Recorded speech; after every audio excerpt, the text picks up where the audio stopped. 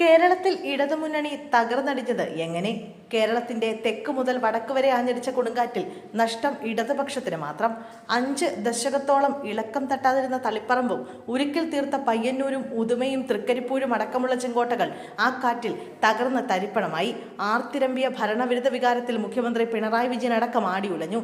മന്ത്രിമാർ തോറ്റ് തുന്നം പാടി. തുടർച്ചയായ 10 വർഷത്തെ ഇടതുഭരണത്തിന് അന്ത്യം കുറിച്ചുകൊണ്ട് 102 സീറ്റോടെ UDF അധികാരത്തിലേക്ക്.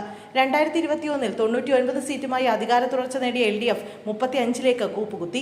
UDFന് തരംഗത്തിനിടയിലും 3 സീറ്റ് പിടിച്ച BJP കരുത്തറിയിച്ചു. നിയമം തിരിച്ചുപിടിച്ച BJP ചരിത്രത്തിലാദ്യമായി കഴക്കൂട്ടത്തും കാവിക്കൊടി പാറിച്ചു. രൂപീകരണം മുതൽ ഇടതോരം ചേർന്ന് നടന്ന മണ്ഡലം എന്നതിലുപരി 2 തവണയും മുഖ്യമന്ത്രി പിണറായി വിജയന്റെ സിറ്റിംഗ് മണ്ഡലമായിരുന്നു ധർമ്മടം. ഇടതുകോട്ടയിൽ തുടർച്ചയായി ലീഡുയർത്തിയ പിണറായി 2021 നിയമസഭാ തെരഞ്ഞെടുപ്പിൽ ആകെ പോൾ ചെയ്ത വോട്ടിന്റെ 51.61% നേടിയാണ് 2ാം ഊഴത്തിൽ ഇവിടെ നിന്നും വിജയിച്ചത്. അതേ ധർമ്മടത്താണ് ഇത്തവണ പിണറായി വിജയൻ 6 ഘട്ടങ്ങളിൽ പിന്നിൽ പോയത്. ഇത് രാഷ്ട്രീയ കേന്ദ്രങ്ങളിലുണ്ടാക്കിയ അമ്പരപ്പ് തല്ലൊന്നുമല്ല. വോട്ടെണ്ണൽ കഴിയുമ്പോഴും എന്താണ് ധർമ്മടത്ത് സംഭവിക്കുന്നതെന്ന ചോദ്യത്തിന് ന്യൂനപക്ഷ വോട്ടുകളുടെ ഏകീകരണം എന്ന് തന്നെയാണ് ഉത്തരം. ഇടത് കോട്ടകളിൽ പോലും വിള്ളലുണ്ടാക്കാൻ തക്ക ശക്തമായ ധ്രുവീകരണത്തിനാണ് ഇക്കുറി രാഷ്ട്രീയ കേരളം സാക്ഷ്യം വഹിച്ചത്. മുസ്ലിം വോട്ടുകൾ നേരത്തെ തന്നെ UDF ഉറപ്പിച്ചിരുന്നു. പിണറായി വിജയൻ ഇനി മുഖ്യമന്ത്രിയാകേണ്ടെന്ന മുസ്ലിം സംഘടനകളുടെ തീരുമാനമായിരുന്നു അത്. പിണറായി വിജയന്റെ ഹിന്ദു പ്രീണന നയങ്ങളും വെള്ളാപ്പള്ളി നടേശന്റെ മുസ്ലിം വിരുദ്ധ പ്രസ്താവനകളുമാണ് അത്തരമൊരു തീരുമാനത്തിലേക്ക് മുസ്ലിം സംഘടനകളെ നയിച്ചത്. മുസ്ലിം ലീഗിനെതിരെ അതിരൂക്ഷമായ വർഗീയ പരാമർശങ്ങൾ വെള്ളാപ്പള്ളി നടത്തുമ്പോഴും മുഖ്യമന്ത്രി കുറ്റകരമായ മൗനം ഭജിച്ച് എന്നായിരുന്നു മുസ്ലിം സംഘടനകളുടെ വിലയിരുത്തൽ. FCRA നിയമ ഭേദഗതി നടപ്പാക്കാൻ കേന്ദ്ര സർക്കാർ തീരുമാനിച്ചതോടെ ക്രൈസ്തവ സഭകളും UDFന് പിന്നിൽ അണിനിരുന്നു. BJPയെ ദേശീയ തലത്തിൽ എതിർക്കണമെങ്കിൽ കോൺഗ്രസ് ശക്തിപ്പെടണം എന്ന ക്രൈസ്തവ സഭകളുടെ തീരുമാനമാണ് ഇക്കുറി ക്രിസ്ത്യൻ വോട്ടുകൾ UDFിലേക്ക് പോകാൻ ഇടയാക്കിയത്.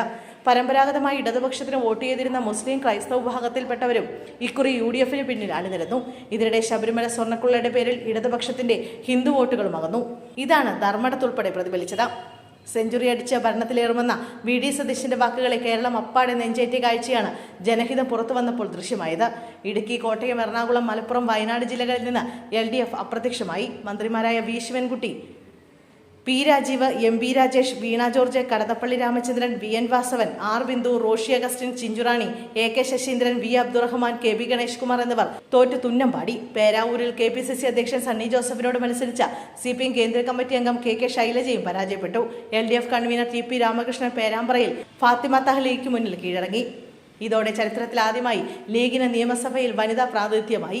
ധർമ്മടത്ത് മുഖ്യമന്ത്രി പിണറായി വിജയൻ ആദ്യത്തെ 6 റൗണ്ട് വരെ പിന്നിലായിരുന്നു. 2021 5123 വോട്ടുകൾക്ക് പിണറായി വിജയൻ വിജയിച്ച മണ്ഡലമാണ് ധർമ്മടം. മുഖ്യമന്ത്രി Pinarayi Vijayan, KN Balagopal, Saji Cherian, Muhammad Riyas, P Prasad, GR Anil, K Rajan എന്നിവർക്ക് മാത്രമാണ് മന്ത്രിമാരിൽ നിന്ന് ജയിക്കാനായത്. 64 സീറ്റുകളോടെ കോൺഗ്രസ് സമീപകാലത്തെ മികച്ച പ്രകടനവും 22 സീറ്റുകളോടെ മുസ്ലിം ലീഗും അതിന്റെ ചരിത്രത്തിലെ ഏറ്റവും വലിയ നേട്ടവും സ്വന്തമാക്കി. പാലായിലടക്കം തോറ്റ കേരള കോൺഗ്രസ് മാണി വിഭാഗം വട്ടപൂജ്യമായപ്പോൾ ജോസഫിന്റെ കേരള കോൺഗ്രസ് 8 മത്സരിച്ച് 7 ജയിച്ച് ഏറ്റവും മികച്ച പ്രകടനം കാഴ്ചവെച്ച പാർട്ടിയായി. CPI 17 നിന്ന് 9 ചുരുങ്ങി.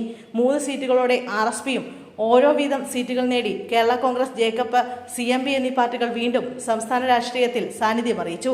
RJDയും കൂത്തുപറമ്പും KK രമ വടകരയിലും പാല മാണി സി കാപ്പനും നിലനിർത്തി. കനത്ത പരാജയത്തിനിടയിൽ G സുധാകരൻ അടക്കമുള്ള വിമതർ നേടിയ വിജയം CPMന് കനത്ത തിരിച്ചടിയായി. പാർട്ടി കോട്ടകളിലായിരുന്നു വിമതരുടെ വിജയം. അമ്പലപ്പുഴയിൽ G സുധാകരനും പയ്യന്നൂരിൽ V കുഞ്ഞികൃഷ്ണനും തളിപ്പറമ്പിൽ TK ഗോവിന്ദൻ മാസ്റ്ററുമാണ് UDF സ്വതന്ത്രരായി മത്സരിച്ച് ജയിച്ചത്. ബേപ്പൂരിൽ PV അൻവറിന് ജയിക്കാനായില്ലെങ്കിലും റിയാസിന്റെ ഭൂരിപക്ഷം കുറയ്ക്കാനായി. അതേസമയം CPM ബന്ധം വിട്ട് കോൺഗ്രസിനൊപ്പം ചേർന്ന് മത്സരിച്ച PK ശശിക്കും A സുരേഷിനും കനത്ത തോൽവി ഏറ്റുവാങ്ങേണ്ടി വന്നു. മലമ്പുഴയിൽ A സുരേഷ് 3ാം സ്ഥാനത്തായി. ഒറ്റപ്പാലത്ത് ശശി 25,000-ഓളം വോട്ടുകൾക്കാണ് പരാജയപ്പെട്ടത്. അരനൂറ്റാണ്ടിന് ശേഷം കാസർഗോഡും 20 വർഷത്തിന് ശേഷം കോഴിക്കോടും വിജയിക്കാനായി എന്നതും കോൺഗ്രസ് ഇരട്ടി മധുരമാണ്. BJP വിട്ടെത്തിയ സന്ദീപ് വാര്യർ തൃക്കരിപ്പൂരിലും ഉദുമയിൽ K നീലകണ്ഠനും ജയിച്ചു കയറി. കോഴിക്കോട്ട് 5 സീറ്റുകളാണ് കോൺഗ്രസിന് നേടാനായത്. ഇതടക്കം ജില്ലയിലെ 13-ൽ 12 സീറ്റുകളും UDFന് നേടാനായി. 2021 13-ൽ 11 LDFനായിരുന്നു. നേമത്തെ രാജീവ് ചന്ദ്രശേഖർ 2876 വോട്ടുകൾക്കും ചാത്തന്നൂരിൽ BB ഗോപകുമാർ 4012 വോട്ടുകൾക്കും കഴക്കൂട്ടത്തെ 265 വോട്ടുകൾക്കുമാണ് BJP വിജയിച്ചത്.